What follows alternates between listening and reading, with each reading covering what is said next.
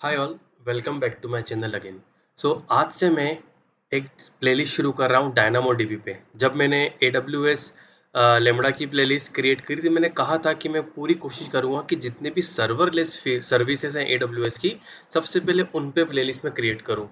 छोटी सी गलती कर दी मैंने यहाँ पे नेमिंग में डायनामो डीबी। डायनामो डीबी की ज़रूरत क्यों पड़ी, ऐसे क्या फीचर्स है इसमें कि स्पेशल पूरी सर्विस बनाना पड़ी। पहले मैं उन लोगों को बता दूं जिन्होंने मोंगो डीबी पे काम कर रखा है, तो हाँ, ये सेम सर्विस ही है, लेकिन क्योंकि अब ये AWS पे डिप्लॉयड है तो आपको खुद का सर्वर मैनेज करने की ज़रूरत नहीं है। और सबसे बढ़िया चीज़ कि डायनामो डीबी सर्वरलेस है। हमें डायनामोडीबी की टेबल क्रिएट करते टाइम कैपेसिटी शुरू में बतानी नहीं पड़ती है। अगर आप लोगों ने RDS पे काम करा है, AWS की RDS सर्विस अगर आपने क्रिएट करी हो, तो आपने ध्यान दिया होगा कि जब हम डेटाबेस क्रिएट करते हैं उसी टाइम हमें बताना पड़ता है कि जो मेरा बैक बिहाइंड द सीन जो मेरा सर्वर रहेगा, जिस जिस EC2 इंस्टेंस पे मेरा डायनामोडीबी इंस्टॉल होगा, उसकी कैपेसिटी मुझे क्या रखनी है, कौन सी फैमिली चूज करनी है, T2 micro, T3 micro, T2 nano, इतनी रैम होनी चाहिए, उतनी रोम होनी चाहिए, वो सब मुझे इनिशियली बताना पड़ता है। अब उसका घाटा क्या, उसका घाटा ये कि अगर एक बार जरूरत से ज़्यादा डेटा आ गया, मान लीजिए मेरी कैपेसिटी थी 20 GB सर्वर की और ऑलरेडी 19 GB डेटा आ गया है, और विद इन ए सेकेंड पर GB डेटा आ रहा है, क्योंकि मेरी वेबसाइट मान लो फेसबुक जैसे ऑन द स्पॉट भयंकर फेमस हो गई, तो उस समय मुझे क्या करना पड़ेगा भाई साहब, मुझे ये तरीका ढूंढना पड़ेगा कि सर्वर को डाउन करे बिना, आई मीन डेटाबेस को डाउन करे बिना उसको अपग्रेड कैसे करें, T2 से M5 XLarge पे कैसे ले जाएं, और फिर थोड़ा सा डाउन टाइम भी वहाँ पे रहेगा। डायनामोडीबी का क्या फ़ायदा है कि एक तो ये सर्वरलेस है, आपको कैपेसिटी नहीं बताना पड़ती है कि मुझे कितना डेटा रखना है, आपको बस ये read capacity unit, right capacity unit ये बताना पड़ेगा, क्योंकि इसके अकॉर्डिंग वो आपको चार्ज करेंगे। और ये क्या है, इन सब के ऊपर मैं एक वीडियो बनाऊंगा, डोंट वरी। GSI क्या है, LSI क्या है, आज केवल मुझे बताना है कि प्लेलिस्ट में एक तो आपको क्रिएट करके बताऊंगा टेबल, उसके बाद आज ही हम बात करेंगे सर्वरलेस क्या है, अभी कौन कौन से फीचर हैं ये मैं आपको बता रहा हूँ कि इन सब पे एक एक टॉपिक बनेगा। अब सर्वरलेस की हम बात कर रहे थे, तो मैंने आपको बताया कि अगर हम RDS की बात करें, वहाँ पे कैपेसिटी बताना पड़ेगी। एक चीज़ और RDS में क्या है कि वो रिलेशनल डेटाबेस सर्विस है, तो वहाँ पे हमें टेबल के कॉलम का नाम एज वेल एज उनका टाइप शुरू से बताना पड़ता है। शुरू से मतलब टेबल क्रिएट करते टाइम।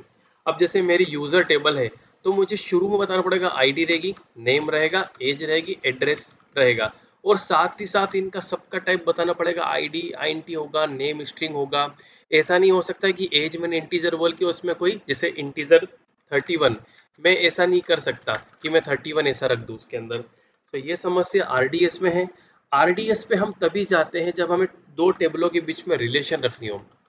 ये कि भैया यूजर का एड्रेस है, जब भी मुझे जिस यूजर का, जैसे यहाँ से एड्रेस हटा दिया, मान लीजिए एड्रेस हटा दिया, तो इस यूजर के अगर 5 एड्रेस है तो एड्रेस टेबल में रहेगा, और यहाँ पे एड्रेस ID रहेगी, या इसको छोड़ ही दो, यहाँ पे गए एड्रेस में खुद की आईडी और यूजर आईडी। अब अगर एक यूजर के 10 एड्रेस रहे, तो इस एड्रेस टेबल में एक यूजर आईडी के लिए 10 रिकॉर्ड रहेंगे। इस प्रकार की रिलेशनशिप की जब भी जरूरत पड़ती तो हम RDS पे जाते हैं। लेकिन डायनामोडीबी का लगे, डायनामोडीबी का कहना है आप तो मुझे बस टेबल नेम बता दो, मेरे पे कृपा करो कि उसमें एक आप की रख दो, अगर आप चाहते हो तो दूसरी शॉर्ट की रख दो। शॉर्ट की क्या होता है वो आपको बताऊंगा मैं। ये आईडी तो मैंने जब प्राइमरी की माना, आपको पता होगा कि आईडी को हम प्राइमरी की ऑटो जनरेटेड की मानते हैं। दूसरा आप शॉर्ट की रख दो जैसे नेम। उसके बाद आपको 10 कॉलम रखने, 100 कॉलम रखने, 1000 कॉलम रखने। मान लो एक रो में आया ऐसा नरेश, दूसरे रो में आया अजय विथ फोन नंबर ऐसा, तीसरे रो में आया राकेश, फोन नंबर, और उसके बाद हम ले लीजिए एज उसकी 30। 4 रो में ऐसा आया कि कुछ भी नहीं आया, सीधे उसका एड्रेस आ गया। तो ये भी पॉसिबल है, ये भी पॉसिबल है डायनामो डीबी में, कि आपको रन टाइम पे डिसाइड करते हो आप कि मेरे इस रो में पर्टिकुलर कितने कॉलम रहेंगे। जैसे ये रो है, इस रो में 2 कॉलम रखे मैंने, इस रो में 3 कॉलम रखे, इस रो में 4 कॉलम रखे। अब जैसा मैंने बताया था कि जैसे सेकंड रो पे मैंने नरेश रखा, तो भाई साहब नरेश को मैं ये 1 2 3 भी लिख सकता हूँ। ओके, तो ये हमने समझा कि DynamoDB कैसे काम करता है, लाइक एक बेसिक कि टेबल में डेटा कैसा रहेगा वो मैंने आपको बताया। अब मैं आपको AWS कंसोल पे ले जाके ये बताता हूँ कि DynamoDB सर्विस ढूंढते कैसे हैं, एज वेल एज टेबल कैसे क्रिएट करते हैं, उसके बाद टेबल में सर्च कैसे करेंगे।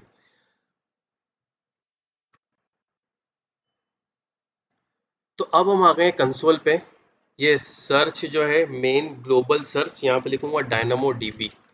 डायनामो डीबी लिखा, आगे अब देखो क्या बोल रहा है, नो एसक्यूएल डेटाबेस। मतलब इसमें एसक्यूएल वाला कोई फंडा नहीं है, वो सब चीजें आप कर सकते हैं जो मैंने आपको नोटपैड में बताई थी। यहाँ पे ये जो मैंने बताया था, ये भाई साहब सिक्वल स्ट्रक्चर है, ये नो सिक्वल स्ट्रक्चर है। आगे अब यहाँ पे अगर आप ध्यान दोगे तो सीधे बोल रहे टेबल क्रिएट करो। आरडीएस पे हम क्या करते थे, पहले हमारा डेटाबेस क्रिएट करते थे, उस डेटाबेस के अंदर टेबल क्रिएट करते थे या फिर स्कीमा क्रिएट करके टेबल क्रिएट करते थे, वो सब हम पे डिपेंड करता था। यहाँ पे इसने सिंपल से बोला है कि आप टेबल क्रिएट करो, पैसे मेरे को आपसे कैसे लेना है वो मैं आपको आगे जाके बताऊंगा। मुझे मतलब AWS को आपसे पैसे कैसे लेना है वो टेबल क्रिएट करते टाइम बताएगा। आज के वीडियो में हम डायनामोडीबी की प्राइसिंग के बारे में बात नहीं करेंगे, फ्री टियर के बारे में बात नहीं करेंगे। पर हाँ, जो मैं आपको बता रहा हूँ, अगर आपका फ्री टियर अकाउंट है, 12 महीने के अंदर क्रिएट करा हुआ, आपने कैपेसिटी पूरी, या फर्स्ट टाइम ही डायनामोडीबी यूज कर रहे विदाउट एनी टेंशन, आप इस हैंड्स ऑन को फॉलो कर सकते हो। अब मैं ले रहा हूँ टेबल नेम यूजर। अब देखो सिंपल सी बात है, इसका कहना है कि मुझे आपकी तरफ से एक प्राइमरी की चाहिए, तो मैंने बोल दिया आईडी। अब एक चीज और मांग रहा है शॉर्ट की, जिसको क्लियरली कह रहा है कि ये ऑप्शनल है। तो मैं आपको एक एग्जांपल के लिए समझाता हूँ। अब मान लीजिए मेरी टेबल है यूजर पोस्ट, जिसमें क्या रहती है, यूजर की आईडी रहती है, पोस्ट की आईडी रहती है, और फाइनली जो बंदा पोस्ट करना चाह रहा है वो। अब अगर मान लीजिए एक इसको मैं काम करता हूँ, फिलहाल हटा देता हूँ, यूजर आईडी रख दी मैंने, और क्या रख दिया मैंने, पोस्ट रख दिया, और इसको मैंने यूनिक रख दिया। क्या रख दिया, इसको मैंने प्राइमरी की रख दिया। तो प्रॉब्लम क्या होगी कि एक यूजर ने ब्ला ब्ला ब्ला ब्ला ब्ला पोस्ट कर दिया, अगर वही यूजर दूसरी बार करने जाएगा एबीसी एबीसी, तो क्या होगा, कंस्ट्रेंट वायलेंट प्रॉब्लम आ जाएगी। क्योंकि एक बार अगर हमने इसको यूनिक रख दिया तो समस्या क्या आ जाएगी कि भैया दूसरी बार सेम यूजर तो पोस्ट कर नहीं सकता। तो इसलिए हम अब ये आईडी आई कहाँ से, ये आईडी मान लो इस टेबल की, यूजर टेबल की, कि भैया इस यूजर ने, और यहाँ पे हम पोस्ट टेबल भी डाल देते हैं, पोस्ट की खुद की आईडी और जो पोस्ट है वो। ओके, यहाँ से चाहो तो पोस्ट हटा के पोस्ट की आईडी रख सकते हो। तो ओरिजिनल फंडा क्या रहा कि एक यूजर पोस्ट टेबल रहेगी, जिसमें यूजर की आईडी रहेगी कि भैया इस यूजर ने पोस्ट करा है कौन सा, वो इसमें सेव हो गया। इसका फायदा क्या हुआ कि अब यहाँ पे हम बोल रहे हैं कि जो प्राइमरी की है वो प्राइमरी की ना होते हुए कंपोजिट की होगी। क्या मतलब कि अगर आपको एक ही पोस्ट और एक ही यूजर का रिकॉर्ड सेम दिख रहा है तो आप मान लीजिए कि यूनिक रिकॉर्ड, ये सेम रिकॉर्ड है। अदरवाइज अगर क्लाइंट आईडी सेम है और पोस्ट आईडी डिफरेंट है तो आप मान लीजिए ये यूनिक रिकॉर्ड है। तो वो यूनिकनेस क्रिएट करने के लिए हमें सॉर्ट की रखना पड़ेगी। लेकिन जैसे मैंने यहाँ पे दिखाया कि ये जो एग्जांपल है ये मेरी रिक्वायरमेंट है, इसलिए इन्होंने बोला कि ये ऑप्शनल रहेगा। अब जैसे मेरा ये वाला केस है कि यूज़र वूज़र की मुझे डिटेल रखनी है, तो मैं क्यों ऑप्शनल रखूँ, क्योंकि हर बार नए यूज़र का डेटा आएगा। प्रॉब्लम कहाँ आएगी, जब एक ही यूज़र के मल्टीपल रिकॉर्ड में रखना हो एक ही टेबल में, तब हमें शॉर्ट की ज़रूरत होगी कि भैया उसने क्या करा। इसको अभी मैं ऑप्शनल रखता हूँ। टेबल सेटिंग एक तो बोल रहा है डिफॉल्ट, एक होता है कस्टमाइज। तो कस्टमाइज करते टाइम हमें बताना पड़ेगा रीड कैपेसिटी क्या है, राइट कैपेसिटी क्या है, ऑटो स्केलिंग हमें रखना है क्या। ये देखो ये जो LSI है, लोकल सेकेंडरी इंडेक्स, ये मैंने यहाँ पे लिख रखा है LSI GSI, ये मैं आपको अच्छे डिटेल में बताऊंगा। मेरी पूरी कोशिश रहती है कि वीडियो की लेंथ, वीडियो का टाइम उतना ही रहे जितना हमें अच्छे से कंटेंट समझ में आ जाए। तो अभी हम डिफॉल्ट पे जाते हैं, टैग्स वगैरह कुछ भी नहीं रखना है, क्रिएट होगी टेबल।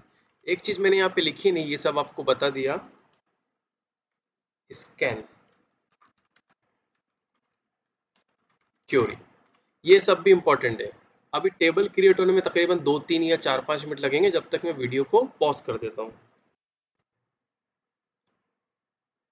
अभी टेबल बन गई, यहाँ पे एक्टिव स्टेटस दिखा रहा है, रिफ्रेश करके देख लेता हूँ। Table I. अब मुझे क्या करना है, टेबल में रिकॉर्ड इंसर्ट करना है, तो मैं कैसे करूँगा।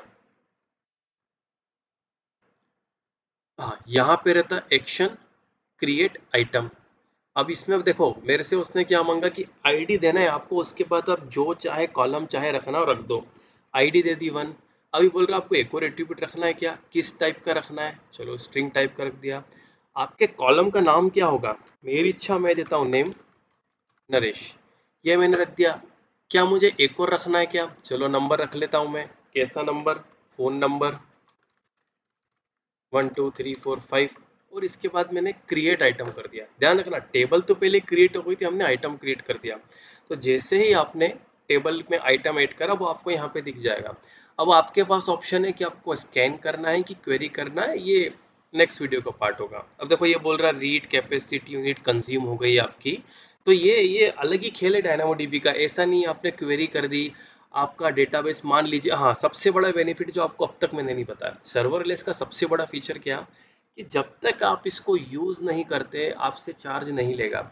वहीं उल्टा आरडीएस में क्या था, आपने इंस्टेंस बना दिया था, भाई साहब आप एक दिन यूज करो, 4 दिन यूज करो, 5 दिन यूज करो और 1 साल तक ऐसे पड़ा रहने दो, आपका मंथली चार्ज कटेगा।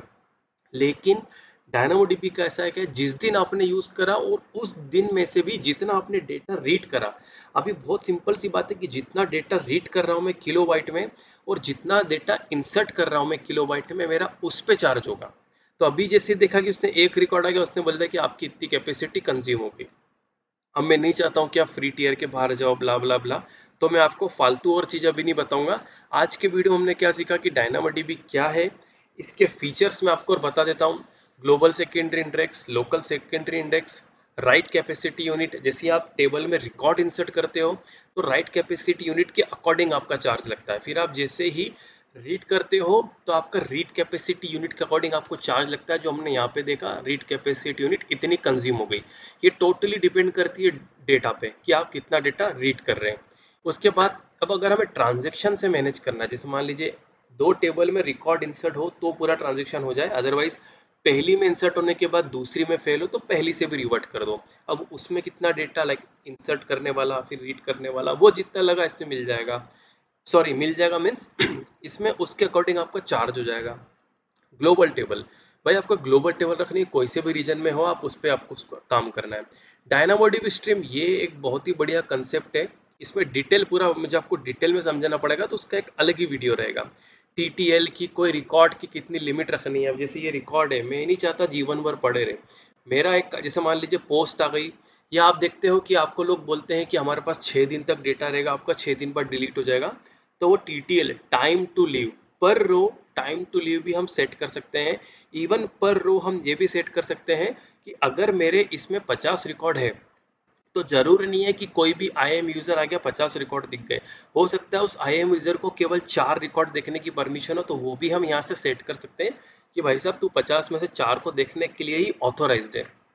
उसके बाद ऑप्टिमिस्टिक लॉकिंग, कंडीशन लॉकिंग, ये सब तब आता है जब हम टेबल में रिकॉर्ड इंसर्ट करते हैं। हम नहीं चाहते हैं कि एग्जिस्टिंग डेटा सेव डेटा या जो उस समय on the year data save हो रहा है उस पर कुछ इम्पेक्ट आए। अब मुझे डायनामोडीबी को हर बार तो कंसोल से एक्सेस करना नहीं है। अभी मैंने आपको छोटा सा केवल इंसर्ट ऑपरेशन दिखाया ब्राउजर के थ्रू, CLI के थ्रू भी कर सकते हैं, जावा कोड के थ्रू भी कर सकते हैं। लेमड़ा के साथ इसको कैसे मैनेज करेंगे, या कुछ लेमड़ा फंक्शन इन्वोक हो जाए तो इसमें डेटा सेव हो जाए, या इसमें डेटा सेव हो जाए या डेटा डिलीट हो जाए तो लेमड़ा फंक्शन इन्वोक हो जाए। स्ट्रांगली कंसिस्टेंट क्या होता है, इवेंचुअल कंसिस्टेंट क्या होता है, स्कैन क्वेरी और भी बहुत सारी चीज़ें। तो आज के वीडियो में इतना ही था। ये प्लेलिस्ट का पहला वीडियो है तो डेफिनेटली इसमें बस आपको हैंड्स ऑन ही मिला, लेकिन जैसे जैसे वीडियो आते जाएंगे वैसे वैसे आप जो हो इंटरमीडिएट लेवल पे पहुंच जाओगे डायनामोडीबी पे। और सबसे बेनिफिट आपको रहेगा AWS डेवलपर एसोसिएट सर्टिफिकेट निकालने का। मेरी जो लेमड़ा प्लेलिस्ट है, मेरी ये प्लेलिस्ट है, आई गारंटी अगर आपने पूरी देखी, हाल दो लेमड़ा प्लेलिस्ट अभी तक पूरी नहीं है आज की डेट तक, पर वो एटलीस्ट आपको एक बिगिनर से ज़्यादा बना देगी कि हाँ अब आपको किसी वीडियो को देखने की ज़रूरत नहीं है, एक बार अगर आपने मेरे वीडियो के कंसेप्ट अच्छे समझ लिए तो। ओके, आज के वीडियो में इतना ही था। नेक्स्ट वीडियो में हम जाएंगे डिटेल में, जब टेबल क्रिएट करेंगे। और सबसे पहले इवन नेक्स्ट वीडियो के हैंड्स ऑन के पहले मैं आप एक वीडियो डालूंगा, जैसे मैंने AWS लेमड़ा पे डाला था कि भैया ये फ्री टीयर में रहना है तो कितना यूज़ करें, फ्री टीयर के बाद हमें चार्ज कैसा लगेगा, और ये फिर वो इवेंचुअली ये भी फिर उसमें काउंट हो ही जाएंगे। सो नेक्स्ट वीडियो में हम इसके बारे में बात करेंगे। Thank you.